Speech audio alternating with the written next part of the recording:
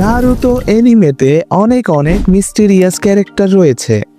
আজকে আমরা কথা বলবো সেই সব ক্যারেক্টার নিয়ে যাদের রহস্য তাদের চোখে শ্যারিঙ্গানের মতোই গভীর। কেউ আছে শ্যাডো এর আড়ালে, কেউ আছে আবার ডেড হয়ে জীবিত। হু আর দে, কি তাদের আসল রহস্য? চলো তাহলে ডুব দেই নারুতো এর মোস্ট মিস্টেরিয়াস ক্যারেক্টারের জগতে। এই ভিডিওটা শেষ পর্যন্ত দেখো, কারণ শেষের ক্যারেক্টারটাকে দেখে তুমি অবাক হইতে বাধ্য হবো। হাকু। নারুতো এনিমের মধ্যে হাকু ওয়ান অফ দ্য মিস্টেরিয়াস ক্যারেক্টারদের একজন ছিল। হাকুর মিস্টেরিয়াস হওয়ার কারণগুলোর মধ্যে একটি হচ্ছে লিঙ্গ নিয়ে বিভ্রান্তি। প্রথম দিকে নারুতো, সাসকে, আমি, তুমি সবাই হাকুকে একজন মেয়ে মনে করেছিলাম, কিন্তু হাকু আসলে ছিল একজন ছেলে। তাছাড়াও হাকুর মিস্টেরিয়াস হওয়ার আরেকটা কারণ হচ্ছে তার আইসি রিলিজ ক্ষমতা, যেটা তাকে অনেকটা বিরল বানায় নারুতোর অন্যান্য ক্যারেক্টারগুলোর থেকে। হাকুর পরিবার তাকে তাড়িয়ে দেয় যখন তারা জানতে পারে যে সে কেকেই গেঙ্কাই ব্যবহার করতে পারে। হাকু জাবুজা মোমোচির প্রতি এমন এক ধরনের অনুগত ছিল যা প্রায় ভক্তি ভালোবাসার মতো। সে নিজের জীবন দিতেও প্রস্তুত ছিল তার জন্য, যেটা তাকে আরো রহস্যময় করেছিল। বাইরে থেকে হাকু ছিল শান্ত, দয়ালু, কোমল এক মানুষ, কিন্তু যুদ্ধক্ষেত্রে সে ছিল একেবারে নির্মম ও প্রাণঘাতী নিনজা। এই দুই বিপরীত দিকের সমন্বয় চরিত্রকে আরো গভীর রহস্যে ডেকে দিয়েছিল। এসব কারণগুলোর কারণে হাকুকে নারুতো এনিমের one of the mysterious character বলা যায়। ওবিতো। ওবিতো বিভিন্ন কারণেই একজন মিস্টেরিয়াস ক্যারেক্টার হয়েছিল। ওবিতোর মিস্টেরিয়াস হওয়ার একটা কারণ হচ্ছে তোবি নামের ছদ্মবেশ। প্রথমে সবাই ভাবতো তোবি নামের লোকটা একেবারে হাস্যকর, বোকা আর মজার চরিত্র, কিন্তু পরে দেখা যায় এই মজার মুখোশের আড়ালে লুকিয়ে আছে এক ভয়ঙ্কর, বুদ্ধিমান আর নিষ্ঠুর মানুষ। দ্বৈত পরিচয় তাকে রহস্যময় করে তোলে। তাছাড়াও মাদারা হিসেবে ছদ্মবেশ নেওয়াও ওবিতোর ওয়ান অফ দ্য মিস্টেরিয়াস হওয়ার কারণ। ওবিতো দীর্ঘদিন ধরে নিজেকে মাদারা উচিয়া বলে পরিচয় দিত, যাতে সবাই ভয় পায় এবং তার পরিকল্পনা সফল হয়। এই ছদ্মবেশে সে আকাশসুকিকে নেতৃত্ব দিত, ফলে কেউই বুঝতে পারেনি আসল সত্য। এবং তুমি এই জিনিসটাকে নারুতো এনিমের one of the biggest twist বলতে পারো। তাছাড়াও তার মৃত্যু এবং আবার জীবিত হওয়াটাও একটা মিস্টেরিয়াস ব্যাপার। Madara Uchiha. সবাই ভাবতো মাদারা বহু বছর আগেই হাশিরামা সেনজোর সঙ্গে যুদ্ধে মারা গেছে, কিন্তু পরে দেখা গেল সে মারা যায়নি এবং গোপনে বেঁচে থেকে এক বিশাল পরিকল্পনা করেছিল। এই মৃত থেকেও জীবিত থাকা বিষয়টাই ছিল তার সবচেয়ে বড় রহস্য।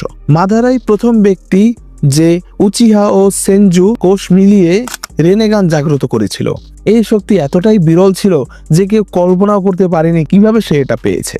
মাদারা চেয়েছিল পুরো মানব জাতিকে ইনফিনিট সুকুয়োমির মাধ্যমে এক স্বপ্নের দুনিয়াতে বন্দী করতে।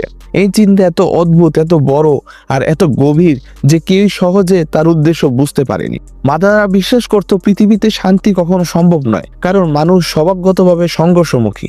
এই অন্ধকার দর্শন তার প্রতিটি কাজের পেছনে ছিল।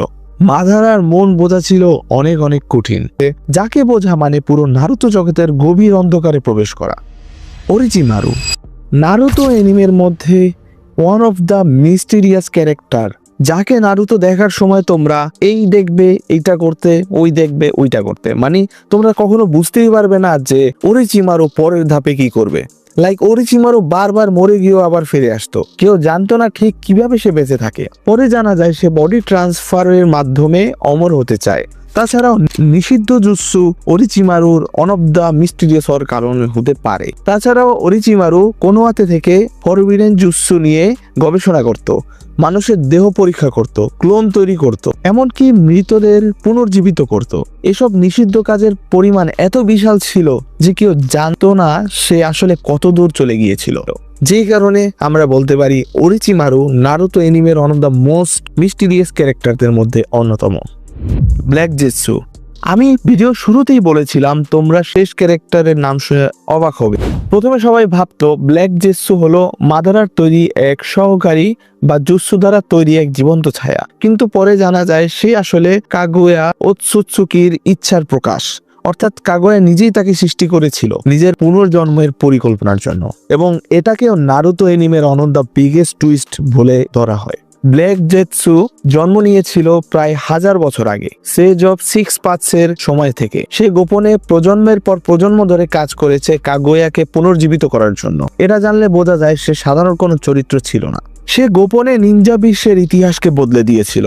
এমনভাবে সে মানুষকে বিশ্বাস করিয়েছিল যে সবাই মনে করত মাদারাই সব পরিকল্পনার নেপথ্যে। কিন্তু সবচেয়ে বেশি মিস্টিরিয়াস ব্যাপারটা তো তখন ছিল যখন বোঝা যায় যে ব্ল্যাক জেসুই মাদারার সকল কিছু পরিকল্পনার সোর্স ছিল।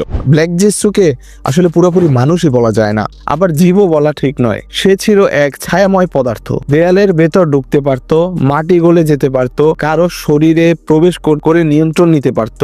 এই অদ্ভুত ক্ষমতা তাকে প্রায় অদৃশ্য দানবের মতো রহস্যময় করে তুলেছিল। ব্ল্যাক জেসু সবসময় কারো না কারো শরীরে বা পাশে থেকে কাজ করত, কখনো হোয়াইট জেসুর সঙ্গে, কখনো মাদারা অথবা কখনো অবিতর সঙ্গে। কিন্তু সে কখনো কারো প্রতি সত্যিকার আনুগত্য দেখায়নি। তার একমাত্র উদ্দেশ্য ছিল কাগোয়াকে ফিরে আনা।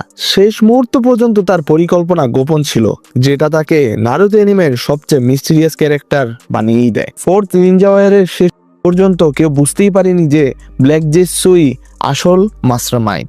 সবাই ভাবতো মাদারাই সব নিয়ন্ত্রণ করছে, অথচ বাস্তবে ব্ল্যাক জেসুই মাদারাকে ব্যবহার করছিল।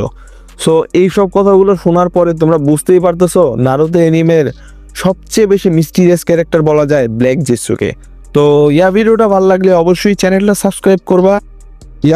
দেখা হচ্ছে পরবর্তী কোনো ভিডিওতে, ততদিনের জন্য গুড বাই।